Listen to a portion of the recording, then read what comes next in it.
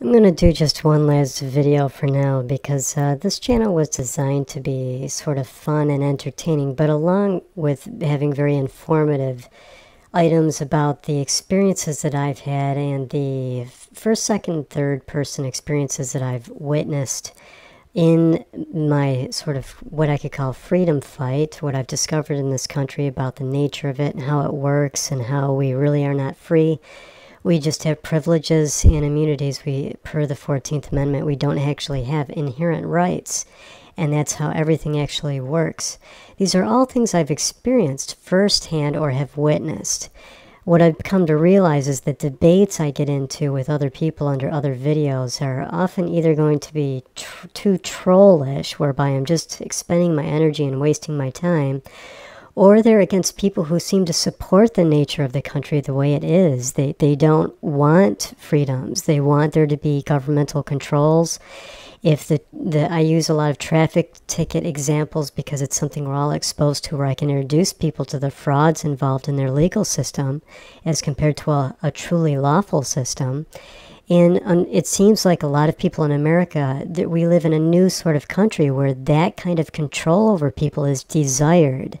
People want judges, for example, to have unlimited immunities and no liabilities. As long as something is public policy, the people will support the judge doing as they please to people, doing whatever they choose, without any kind of liability for it whatsoever.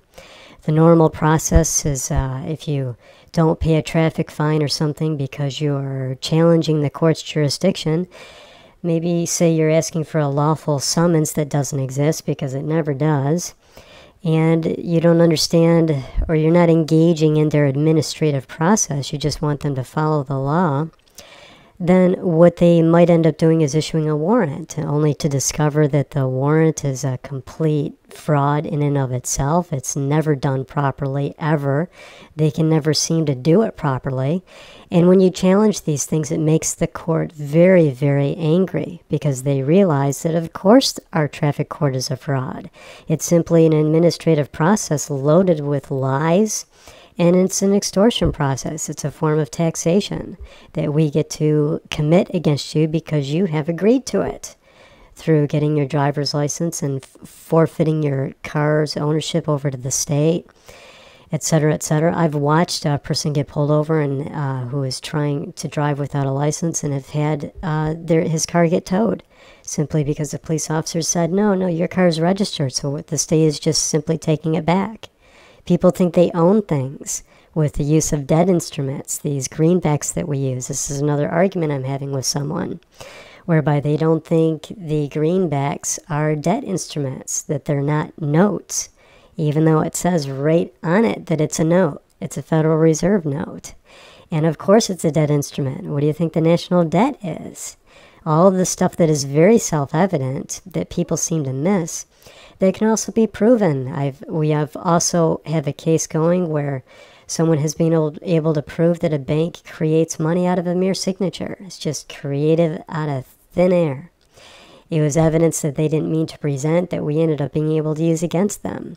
These are secrets that, of course, why are these things not documented? Everyone wants proof. Says, show me the proof. That's the big thing. Instead of going out and experiencing it for yourself so you have firsthand proof of it. The reason why you don't is because if the stuff that I teach and the stuff that I debate you about is made public, there would be a revolution tomorrow morning. The fractional reserve system based on a never-ending debt. The fraud perpetuated against anyone within the traffic court or the taxation system. I'm not against taxes, and not at all. I pay taxes. I'm just against the way it's done. The idea is that people don't understand about how words are used in different ways and how it is absolutely 110% relevant. The District Court of the United States versus the United States District Court. Everyone thinks that's the same thing, and they'll say, you're silly, you're so stupid, you think it's not the same thing. It is. Don't play with words. Folks, I ain't the one playing with the words. We have a Webster's Dictionary. We have a Black's Law Dictionary. When you're up against the government, you ain't using Webster's much. Pretty sure of that. And if you think there's not a difference between the District Court of the United States and the United States District Court, you are a fool. You are a fool. If you label your paperwork a certain way, the judges themselves will self-correct it for you. Why do you think they do that? Why would there be any need to self-correct it if there wasn't a difference between the two entities? The county that you live in, we'll call it Livingston County. You think there's no difference between Livingston County and the county of Livingston? You darn well better bet there is. I promise you there is. I promise and guarantee you there is a difference. Now check out my information, my traffic law stuff, right? Show you all the frauds. Decide not to pay it or challenge the court's jurisdiction on the summons issue. Wait till a warrant is issued and watch how the warrant doesn't adhere to any of the law the way it's supposed to. Watch how they can issue securing orders against people. They don't even need a warrant, folks. They can simply say, I want you in jail. I don't like you.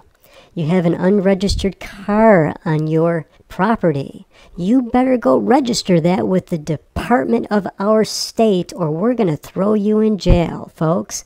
I'm talking about a real life circumstance. It just happened in 2012 in upstate New York. And the guy was in jail for 2 weeks. And he tried habeas corpus. We know a lot about how habeas corpus works. One of your supposedly inherent rights. Do you know what the courts do when they come up with the habeas corpus? They tell you to go F yourself. We don't care about your habeas. They laugh at you. Do what they did in the 70s in Attica and scrawl with your shit that you picked up from your jail floor. Habeas against the wall. And see if they bring you in for a habeas hearing to determine jurisdiction. They'll tell you to go F yourself. Why? Because you don't have rights. You have only privileges. If you like that, if you like a judge being your personally designated God without any consequences for anything he does, please leave the country. That's not what I was taught America was about, and that's not what the people like me here, out here doing this, consider America to be about. We are about freedoms. That doesn't mean there's no laws. That means the government adheres to their own laws. And right now they do not. Why do you support that? The people out here like me doing this are just normal, everyday folks just like you. They're not radicals like the media tries to paint them out to be. They're good, honest people who've been victimized by the government and are just asking the government to follow their own laws. What's wrong with that? Please tell me.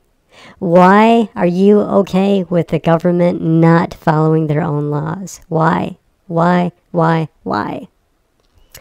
So, a lot of negativity here. I'm not having nearly as much fun with it as I wanted to. The powers that be are going to be awfully glad that I'm putting this stuff aside because the information I present is very dangerous to the corporation called the United States because they know the underlying foundational country that is still there is not in operation and that the information that I help spread does reintroduce people to this and that in that reintroduction there's real freedom to be had.